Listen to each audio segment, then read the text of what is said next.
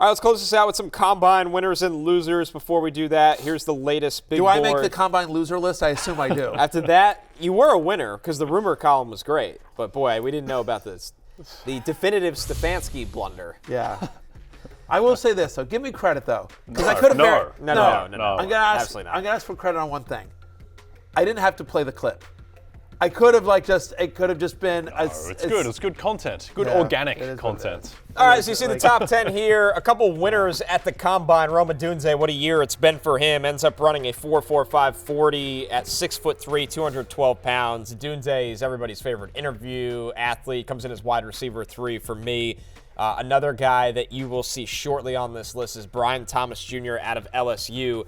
I know everybody's talking about Xavier Worthy breaking the record at a 4.21, and he weighed 165 pounds doing it. That's impressive. But Brian Thomas Jr. at 209 pounds running a 4.33 is significantly more impressive. That's why he's the 12th player on my board. Yeah, I get that as well. And you've seen a lot of Brian Thomas hype starting to happen because of that. I want to go back to Xavier Worthy just for 1 second, though, because there's a lot of stuff that was going online about how, like, all these guys that ran super fast 40s wide receivers, and then they, didn't do anything in the NFL, and, the implication being, who cares about the 40-yard dash?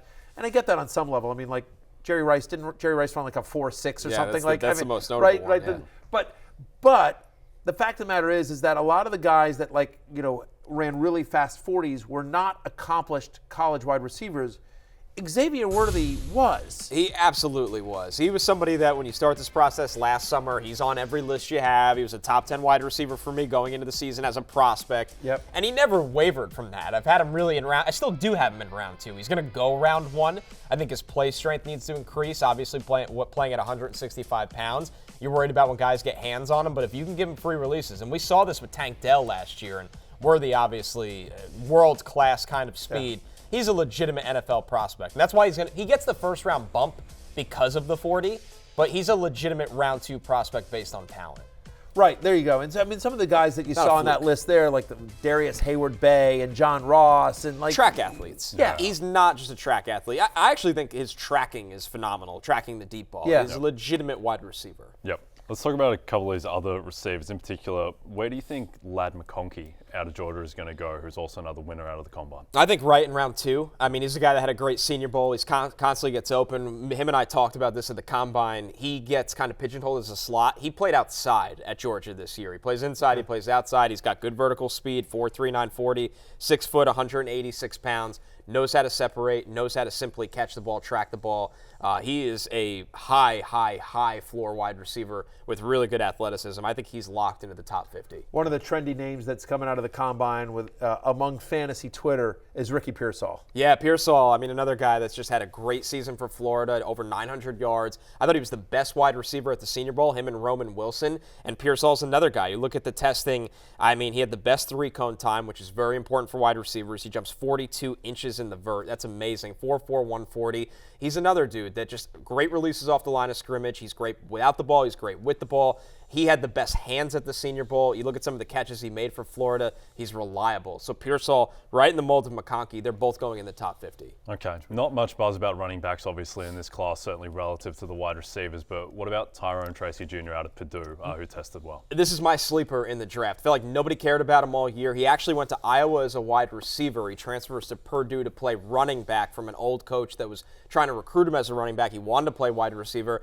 Now he, grants that coach to his success. He goes, running back is for me. Good tackle breaker. Another guy that tested really well. 209 pounds, 4.48, 40-yard dash.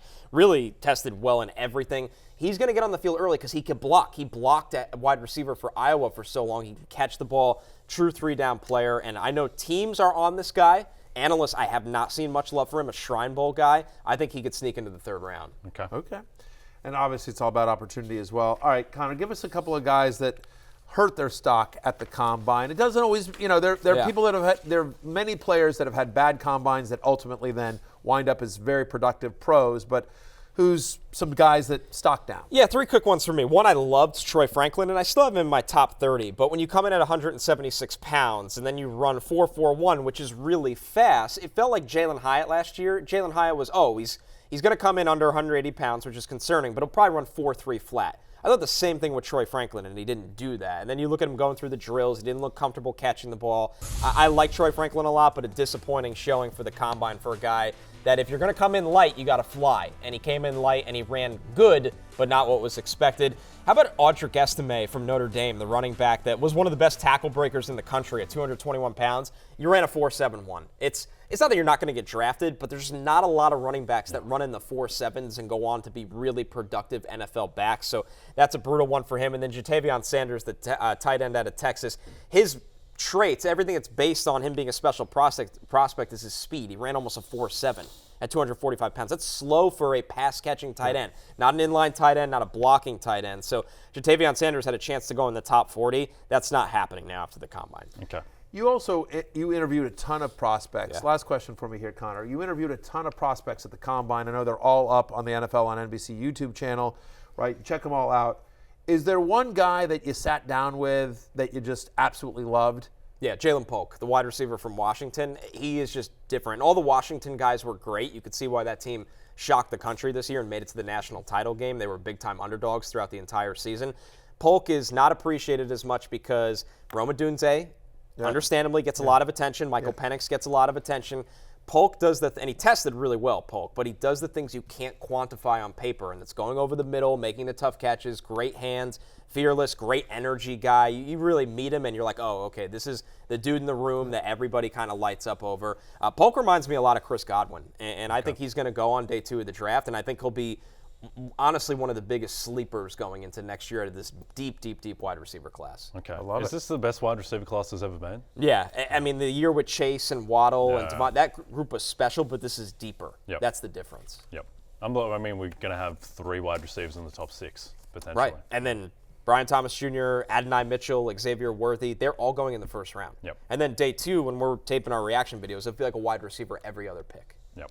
Which would be great. So we're Yes. going to do that draft night. Once again, just the same thing. We'll be reacting very quickly to all. It's going to be a very fantasy-friendly draft, so we'll be doing that. But we'll talk about that more as we get to draft. Meanwhile, free agency about to start. Yep. We'll be back here next Thursday doing this show. Sure. Anything else you got? No, I was just going to make a joke about how it seems like with this wide receiver class, we're going to have a wide receiver go to the Kansas City Chiefs, and then they're just going to win the Super Bowl again. And Probably. We'll talk about it Yeah. all season Football long, and then we'll is just wind sometimes up. simple. Yeah. People forget that. Yeah. Mahomes is just better than everyone. Yes. Hey, it's Matthew Berry from NBCSports.com and RotoWorld.com, and I want to thank you so much for watching whatever it is you just watched, or if nothing else, being too lazy to click out of the autoplay after this video started, after whatever it is you actually wanted to watch finished. But now that you're here, I'd like to take a moment here to ask you respectfully now, okay? I'm asking you respectfully to subscribe to the NFL on NBC YouTube channel. You'll get the latest Roto-World fantasy news headlines, all sorts of great shows, including my own Fantasy Football Happy Hour. So go subscribe now. Again, I'm asking respectfully.